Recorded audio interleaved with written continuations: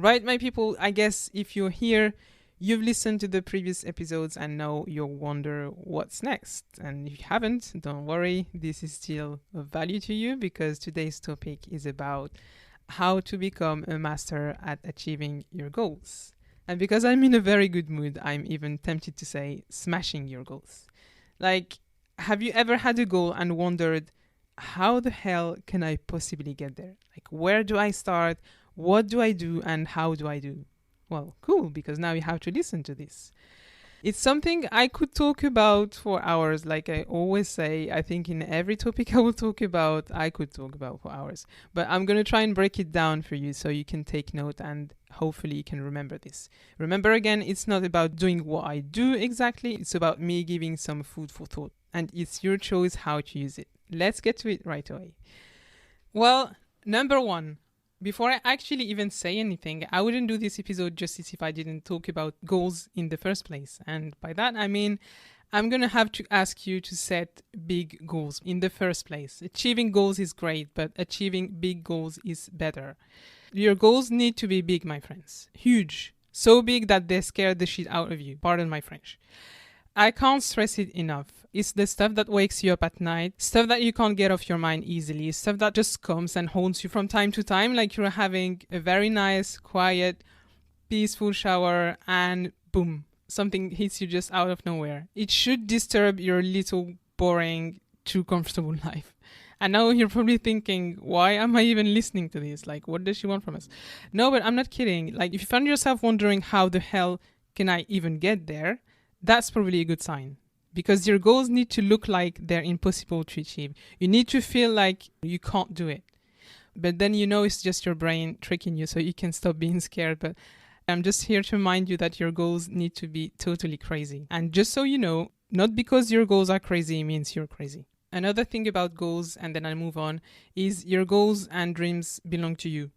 Don't let anyone get in the way. I'm not saying don't ask for help or advice or stuff like that, but your goals are your goals. If you want to do something and believe you can do it and you know you're going to work hard for it, then don't let anyone get in the way. Don't let people come and start to tell you, maybe you should aim for less, Maybe that's too much for you. I mean, no, that's not an option. Achieve whatever you put in your head. Not what someone else put in it, not what they put in their head and want you to achieve it. It's none of their business. If you want to do something, even if it sounds crazy, too big, impossible, it's your choice. And it doesn't matter if they understand it or not. If you want to do it, just go ahead. Anyway, moving on. Number 2, make a plan. Please make a plan. It depends what your goal is, but most goals are achievable with a good plan. I promise you. Make a proper plan and write it down. I mean, there's no wonder why people don't know where to start if they don't start writing about where to start. Just write it down. I don't care if you're more comfortable with a phone or a laptop or a board, but put it down somewhere. I'm personally old school, so I still use paper, but it will help you visualize the whole thing. You need to visualize the finish line. I'll talk about visualization later. It's so important. But for now, just write it down and see what it looks like on paper or on a phone. Then look at where you are right now. Look at your goal, where you need to be, and ask yourself, how do I close this gap? What can I do? What do I have right now that can help me close the gap? And what do I not have? And what I don't have is what I'm going to work on. One of the reasons why people are scared in the first place is because the vision they have of the situation is the wrong one. They focus on the wrong thing. They focus on the gap, on what they don't have and what they are lacking. And then they just stop there. All they see is the empty, huge blur space between where they are now and the goal. Then of course it's scary. I can't blame them. It only looks like they're about to throw themselves into a big hole with just themselves in the darkness, no tool, no help, no plan, no rescue. Well, of course you'd avoid a situation like that. I'd avoid it myself. But when you switch your focus and focus on filling the gap instead, well, guess what? There's no gap anymore. Closing the gap starts with the smallest things. It's writing all the things that you need to do to make it happen, and literally everything. And I'm taking the risk to sound very silly here, but I'm talking about stuff like, I need to write a plan, I don't have a notepad. Well, first thing, get a notepad. Or I focus better when I'm in a clean and tidy room. Well, then clean your room, make some space, buy stuff. I don't know. Honestly, that's the small stuff you start with. Then you might end up with 100 things or tasks filling the gap. But the good news is there's no gap anymore. And now you can focus on each little task, one by one. This looks already so much easier and so much more achievable. Right, number 3, set a deadline and work backwards. This is literally the best advice I can give you, because procrastinators, I know you. Unfortunately, I'm the same. So if you're not given a deadline, you're just going to leave stuff to rot, right? You guys know this quote from Elon Musk, right? If you give yourself 30 days to clean your home, it will take you 30 days. But if you give yourself 3 hours, it will take you 3 hours. The same applies to your goals, ambitions, and potential. Honestly, I love it so much, because when I do that, it's the end of me procrastinating. It's the end of me full stop. Like, I have no excuses anymore. And if you want me to prove that I'm not just telling you stuff that I'm not applying myself, well, listen to this. I had this idea of creating my podcast just before Christmas, and I think it got proper serious sometime between Christmas and the New Year. And I told you before, I'm a procrastinator myself, but this time I just didn't joke. I was like, Zina, your podcast is out in February. First week of Feb, it's out. Why February? I know it sounds like a weird deadline, but basically I gave myself 1 month, the month of Jan. That was my deadline. And I said to myself, the whole month of Jan, you're going to work your ass off. You don't know how you're going to do it because work is mad busy, but you're going to publish your podcast in Feb. So I just did like I told you before. I was like, right, what do I have now? What do I not? What do I need to do? And I started filling the gap. And a month later, here I am with a podcast and a website. Setting a deadline forces you to adjust your life to your goal and not your goal to your life. This is how it should be and how shit works if you really want it. My whole month of Jan was all over the place because I had to change literally all my routines. First thing I needed to do, like top priority, was find time. So I woke up before work, 5 a.m., 6 a.m., before my 9 to 5 job, or rather my 8 to 8 crazy job, honestly. And because there was so much to research on, if I didn't finish, I'd work after until 11, till 12. And I went back home at the time and my brother was like, Zina, when do you stop? And I was like, shut up, you don't know what I'm doing. You don't know what I'm up to. So same with my mom. She thought it was actually my job, my work. And I didn't ask her to shut up like I did my brother, but that's what it took. Then I had to change all my fitness routine, all my social lives, seeing very few friends, and so on and so on.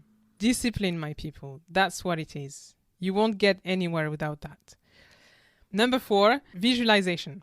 I told you earlier I was going to go back to this, but oh seigneur, I just spoke in French. If there's one thing you need to take from this episode, it's this. That's it. Visualizing yourself is what will get you there. It's the key to the whole thing, in my opinion. And when I say visualize, it's very precise stuff you need to envision with a crazy amount of details and stuff. I'm going to try to give you an example of mine just so you can see what I'm talking about and try to make it brief. But basically, after about 2 years in London, I decided I wanted to get a finance qualification. It's called ACCA. Finance people, if you're listening to this, you know the pain. It's a pretty tough one. But basically, it's a set of 14 modules. You take an exam every quarter approximately, so it takes you about 3 years to get from start to finish, even though you can get through it pretty quickly if you had some exemptions. But with my luck, although I studied finance, I only got 3 exemptions. 3 poor exemptions. Don't ask me why. Maybe it's because I'm French. I don't know. The UK just didn't want to give me those. But yeah, you can do the math. 11 exams for me, about 2 years and a half working full-time and studying evenings and weekends while trying to have a life. That's the fun bit. No need to say it seemed impossible to me. I was like, how? In what world does that even happen? So I just had to start somewhere. But you can imagine, I passed the first exam and I'm like, damn, it's another 10 exams to go. It's only been 3 months and I'm already dying. How am I going to do the whole thing? So I had no chance but to find myself a technique to keep me going. And that technique was visualization. I didn't think of how hard the exams were or for how long I still had to study. All I was putting in my head was me passing each one of the exams.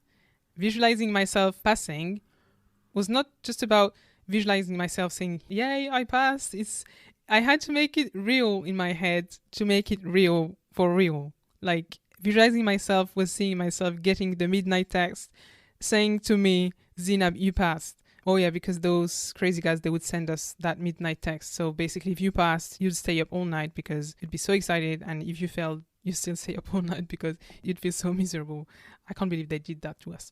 But basically I would see myself getting that text and see myself calling my mom, imagining what I was saying. And like I said before, if it's with the crazy amount of details, like basically do as if you actually got the text. So with the proper wordings and stuff, because obviously I would remember it from previous exams.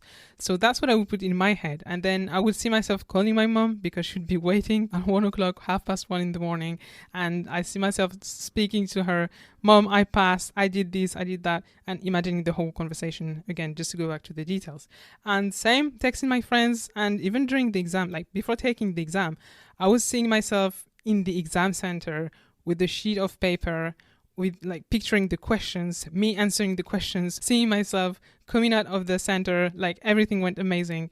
And that's how I would do it. And even like say if I was at level 5 and I needed to make it up to level 6, I would see myself already studying the level 6 stuff.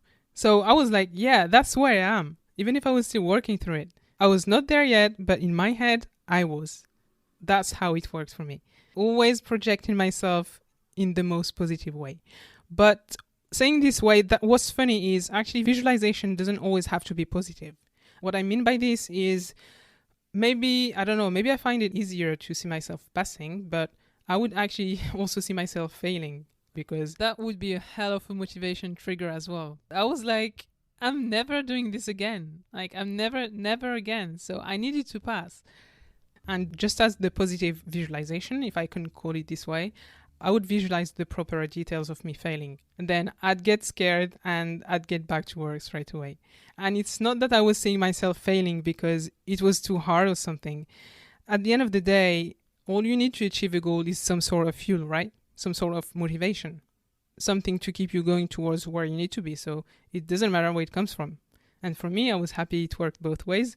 And you can really use both forces if you're clever enough how to use them and how to balance them. So yeah, you have to make it real. You have to make it like it's happening. If you can make your mind see it, your mind will take you there. I promise. Number 5, focus on the next step only. And this will sound like almost the opposite to what I've just been rambling about. Like one moment I'm telling you to project yourself far ahead, and the next I'm telling you you just need to look at the next step. But you're right, it does sound like nonsense. But a good combination of both elements, projection and focusing on the right now, that's the magic potion. You have to find the right balance because obviously only projecting yourself is not good enough because you're kind of losing the whole point of like, what do I need to do now to get me moving? And only focusing on your next step is not good either because you may lose vision, sight of the end goal. The best combo, I believe, is to visualize yourself just enough to get the fuel and motivation firing into your body. You need to just light that little spark. Once you get excited again, thinking about how amazing you'll feel once you've achieved your goal, then that's it. Stop it. Go back to work and focus on your next step only. Only when you feel like you're losing motivation again and back to thoughts like, I can't do it, I'm tired, I'm not good enough, whatever it is, only then you project yourself again with proper visualization, and that should be it. I thought of an illustration I could give to just try and make you picture what I've been talking about. And I think running a race is a good analogy of the start and finish line and the gap thing I'm trying to make you see in your head. You're at the start line, you're wondering how the hell you will even finish the race. Well, at least I'm talking to myself because that reminds me of the time I ran a half marathon and oh my God, I was dying, but I won't get there. That was something. Picture whatever race it is for you, whether it's 5K, 10K, 21, 42, whatever. So you're at the start line and you're wondering how the hell you'll even finish the race. You think about the long way and the gap between the start, like where you are now, and the finish line.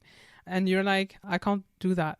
The gap is too big. I can never do that. I can never get to the finish line. But then remember what I was saying in the beginning. Don't think about how big the gap is because that gap, you will feel it with the little steps you'll be making. And I'm referring to the little step you do when you run, So every single step will get you where you need to be, to the finish line.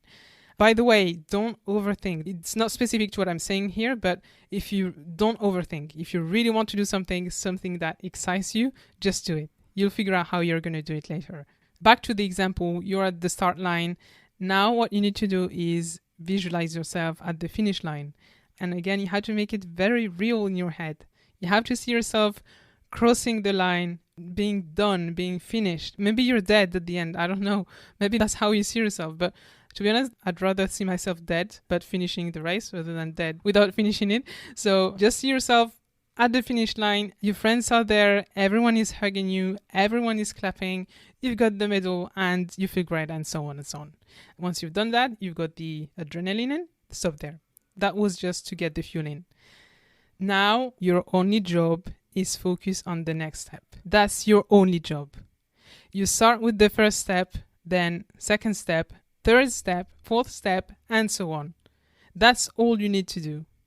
And I hate how simple it sounds because when I was there running, that's not how it sounded. But I can tell you this recipe works. Just one foot in front of the other. Then when you lose motivation again and it starts to get tough, because it will at some point, get back to projecting yourself. And I like to see it that way as well. If 21 kilometers is too far, if 10K is too far, if the way to your goal seems too far, see yourself somewhere closer, maybe. If you just started and you're tired, see yourself at the 5K mark. It makes it so much easier and so much more achievable. That's one foot in front of the other. One foot in front of the other. One foot in front of the other until you make it to 5K. Then once you're there, see yourself at the 10K mark and repeat. One foot in front of the other. One foot in front of the other until you get there. And I hate seeing it like that again, but it's really that simple. Simple, but not easy, because you have to make the effort making each of those steps. Same goes for your goals. Of course, you might get injured on the way and you'll have to change plans, but the recipe is the same. You move one foot at a time, one task at a time, and eventually you will get there. The gap will be closed. That's the idea. If you have to take a longer route, even if I'm not sure why you do that in a race, because all you want to do is be done as quickly as possible, but if you have to because there are no hills on that route or whatever, then do it. It might take you longer to get there to your goal, but you'll still be closer to it. Okay, last but not least, number 6, I'll make it quick, but I feel like I have to mention it. It's part of achieving your goals if you really want to. Don't feel guilty for cutting people off in your journey. Not in a bad way, of course. I'm not asking you to break friendships, but you have to review your priorities. Whatever you're working on so hard to achieve right now, this should be your priority. If you tell your friends, well, listen, sorry, I can't meet up because, look, I'm trying to better myself and I've got this project I'm working on and I feel so positive about it, and they make you feel bad for it, well, you haven't lost anything, my friend. It's a huge red flag. Trust me, it exists even in friendships, and you just did yourself a favor, trust me. A good friend will wait for you. A good friend will make you feel good about what you do, and they will be there to support. They don't have to be there physically, but they will be there. That's what friends do. I know it sounds very silly, but when I see how common toxic friendships are nowadays, no comment. How many times I had to do that myself when I was studying, and even with this podcast, how many times I said to my friends, no, really, sorry, I can't meet up. I've got this. I'm working on that. And the real ones say the whole way through. You don't have to ask. You don't have to beg. They will be there. I'll wrap it up here because I'll probably get too emotional. But let's recap the key points. How do you become a master at achieving your goals? Number 1, we said believe in yourself. Goals have to be big, scary, and they only belong to you. Number 2, make a plan and stick to it. I didn't mention the stick to it in the beginning, but obviously if you make a plan and you don't stick to it, well, I can't help you. Number 3, set a deadline and work backwards. And discipline, my friends, discipline. Number 4, visualization with lots and lots of details, please. Number 5, move step by step, one foot after the other. Number 6, be a ghost if you need to and don't feel sorry for it. And number 7, which is not a key point, but that's more of a promise for me. Once you understand this process, once visualization becomes kind of a second nature to you, and especially when you try it and it works, you'll see yourself dreaming bigger